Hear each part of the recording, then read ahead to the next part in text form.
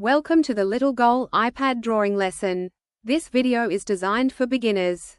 In our first lesson, we will learn how to use shortcut gestures in Procreate. These are essential skills to help you draw more efficiently. Let's get started. Please open your iPad, launch Procreate, and have your Apple Pencil ready.